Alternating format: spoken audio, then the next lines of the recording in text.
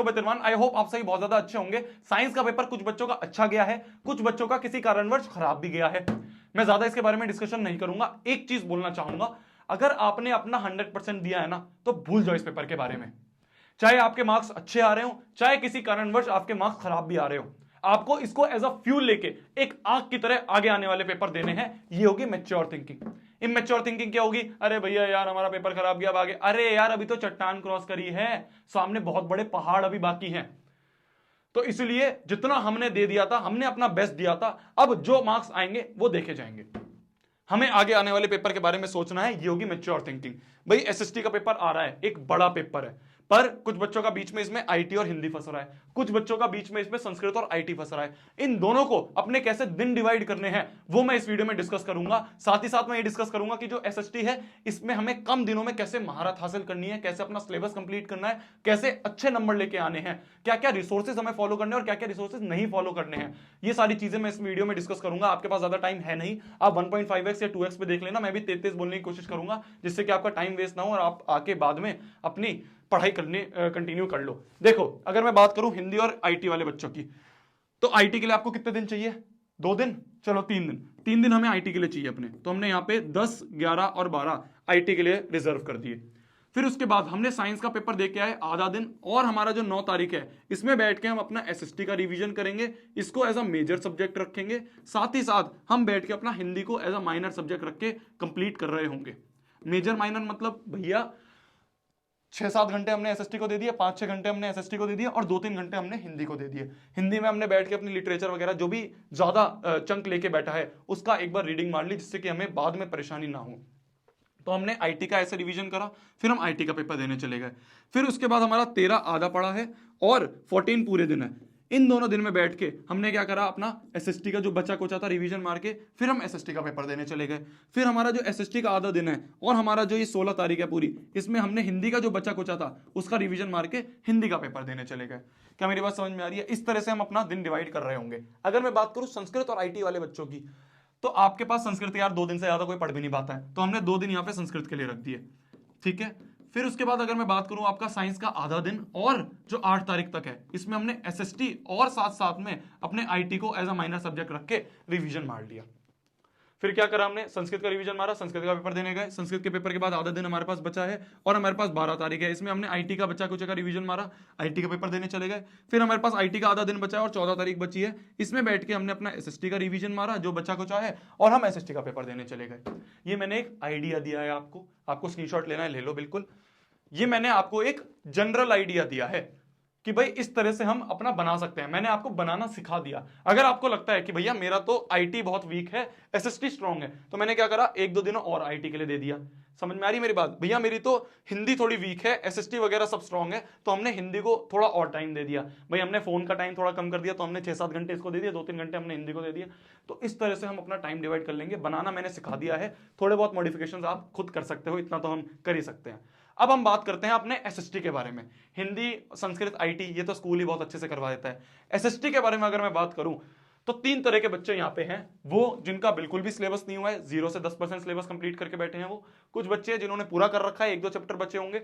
और कुछ बच्चे ऐसे हैं जो मेजॉरिटी हैं जिनका अभी थोड़ा बहुत क्या कहते हैं बचा हुआ है, 50-60% हमने कर रखा है। इन तीनों को कैसे अपना स्ट्रेटेजी रखनी है वो मैं डिस्कस करूंगा। आप किसी भी कैटेगरी में फॉल करते हो, तीनों वाला सुनना, क्योंकि आपस में ये इंटरकनेक्टेड होंगे। ज्यादा टाइम मैं नहीं लूंगा, जल्दी जल्दी बता देता हूं।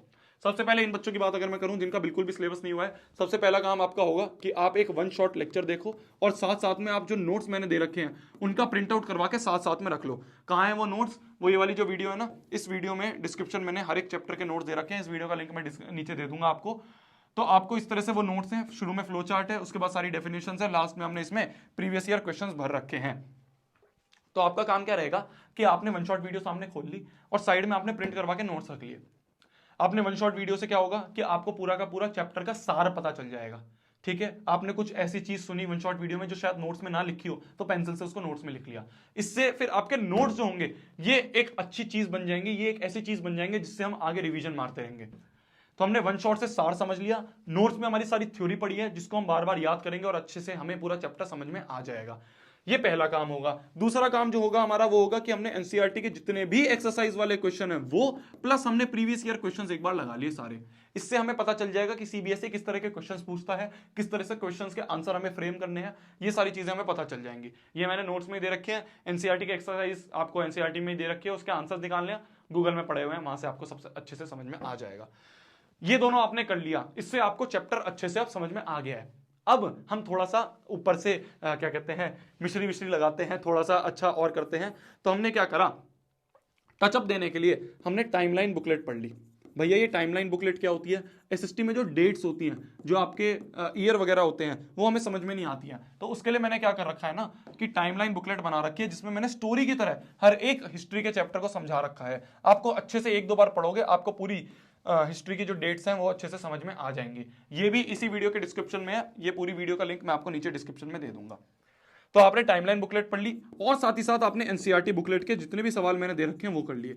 ये एनसीईआरटी बुकलेट क्या होता है, जिन बच्चों के पास एनसीईआरटी पढ़ने का टाइम नहीं होता ना, तो उनके लिए मैंने एनसीईआरटी पढ़ ली थी। और हर एक चैप्टर के जितने भी पेजेस हैं जिसमें बीच बीच में से सवाल बन सकते हैं वो मैंने बना के दे रखे हैं। जैसे मान लो यहाँ पे ये सवाल बन सकता है तो ऊपर लिख दिया, यहाँ पे ये इसका सवाल बन सकता है उसका सवाल बना दिया, है ना, ये सवाल बन सकते हैं इस पेज में से। ये सारे सवाल मैंने इसमें दे रखे हैं, साथ ही साथ मैंने इनके आंसर्स जो हैं वो लास्ट में दे रखे हैं और मार्क भी कर रखा है यहाँ पे। तो हर एक चैप्टर का आपको इस तरह से मिल जाएगा। ये 3 आप काम कर लोगे तो आपका एक चैप्टर बहुत अच्छा हो गया है। इसी तरह से आप जल्दी जल्दी चैप्टर कर लोगे, नोट्स में बहुत आराम से पढ़ समझ में आ जाएंगे, बहुत आसान भाषा में लिखे हैं, प्रीवियस ईयर क्वेश्चन सारे दे रखे हैं आपको, टाइमलाइन बुकलेट आसान भाषा में लिखी है, एनसीईआरटी बुकलेट आसान सी है, ज्यादा टाइम आपको नहीं लगेगा, इससे आपका पूरा का पूरा सिलेबस जो है वो कंप्लीट हो जाएगा। ये उन बच्चों की बात कर ली मैंने। अब अगर हम बात करें इन वालों की, ये हम इसके बाद लाते हैं। पहले हम इनके वालों की बात करें जिनका पूरा का पूरा सिलेबस कंप्लीट हो चुका है, 1-2 चैप्टर बचा है, तो आपने 1-2 चैप्टर निपटाए। अब आप रिवीजन कैसे करोगे, या तो आप ये करो बैठ के पन्ने पलटो सारे कि भाई मैं पूरा एक बार भैया थ्योरी याद करूंगा, बेकार है, बिल्कुल बेकार तरीका है। स्मार्ट तरीका क्या होगा, स्मार्ट तरीका ये होगा कि मान लो हमने एक सैंपल पेपर उठाया, सुनते रहना ध्यान से, बहुत अच्छी चीज बता रहा हूं। एक सैंपल पेपर उठाया हमने, 3 घंटे में उसको सॉल्व करा बैठ के। फिर उसके बाद जब हमारे 3 घंटे बाद हमने सैंपल पेपर कर लिया, हमने 10 मिनट बैठ के एनालाइज करा कि यार कौन से ऐसे सवाल थे, कौन से ऐसे टॉपिक थे, कौन से ऐसे चैप्टर थे जिसके सवाल करने में मेरे को दिक्कत आई, कौन से ऐसे सब टॉपिक थे जिसके सवाल करने में मैं अटक रहा था, उनका हमने फिर रिवीजन मारा। क्या मेरी बात समझ में आ रही है? हमने किनका रिवीजन मारा, जो हमारे वीक टॉपिक है। जो स्ट्रांग है वो तो स्ट्रांग रहेंगे ही, उनका बार बार पढ़ने पलटने की जरूरत नहीं है, वो टाइम वेस्ट खाया जाता है। जो वीक है उनको स्ट्रांग कर लें हम इन कम टाइम में, ये हो गए असली स्मार्ट वर्क।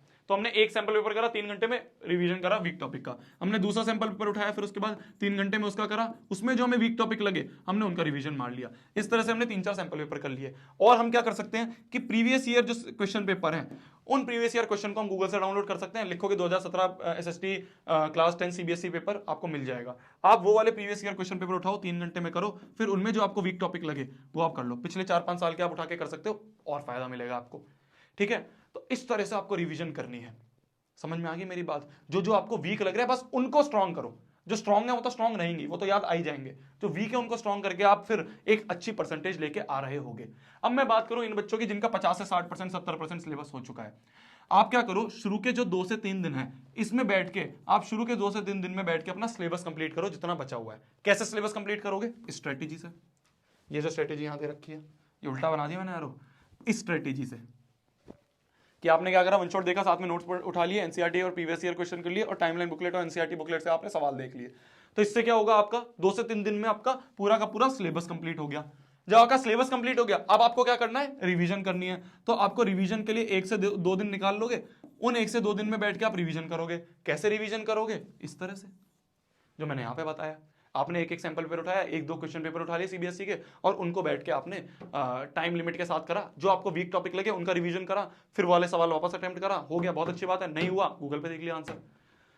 इस तरह से हमें रिवीजन करना है। ये होगा स्मार्ट तरीका तीनों कैटेगरी वाले बच्चों के लिए। इसके अलावा कुछ मत करो। अब इतना टाइम नहीं है कि हम 100 बुक उठा ले, सारी बुक्स बहुत अच्छी हैं पर हमारे पास टाइम नहीं है, ठीक है। दिन कैसे डिवाइड करने हैं वो मैंने आपको बता दिए, सिलेबस कैसे कंप्लीट करना है वो मैंने आपको बता दिया। इसके अलावा मेरे से कुछ और चीज चाहिए हो तो आप बिल्कुल कमेंट सेक्शन में लिख सकते हो। इसके अलावा आपके पास कोई और चीज हो जो आपको लगता है और बच्चों को काम आ सकती है, प्लीज कमेंट सेक्शन में लिखो। ये जेईई और नीट वाला एग्जाम नहीं है जिसमें कि हमारी एक रैंक पे एक ही बच्चा होगा। यहाँ पे सीबीएसई का एग्जाम है, 95%, 98% बहुत बच्चों के आ सकते हैं। तो अगर हम किसी एक बच्चे के जीवन में थोड़ी बहुत सफलता ला दें तो हमसे अच्छा कौन होगा, ठीक है, तो सबका साथ सबका विकास। थोड़ा बहुत कमेंट सेक्शन में बताया करो बच्चों को कि यार ऐसे ऐसे हम चीजें यूज कर सकते हैं जिससे कि हमारे और स्मार्ट तरीके से पूरा सिलेबस हो जाएगा।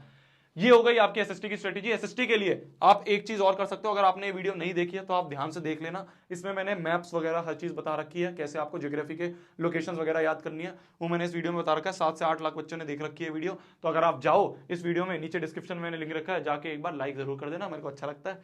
ठीक है जी। और एसएसटी के पेपर के प्रेजेंटेशन की वीडियो जो होगी वो आपके एसएसटी के एग्जाम से 1-2 दिन पहले आ जाएगी।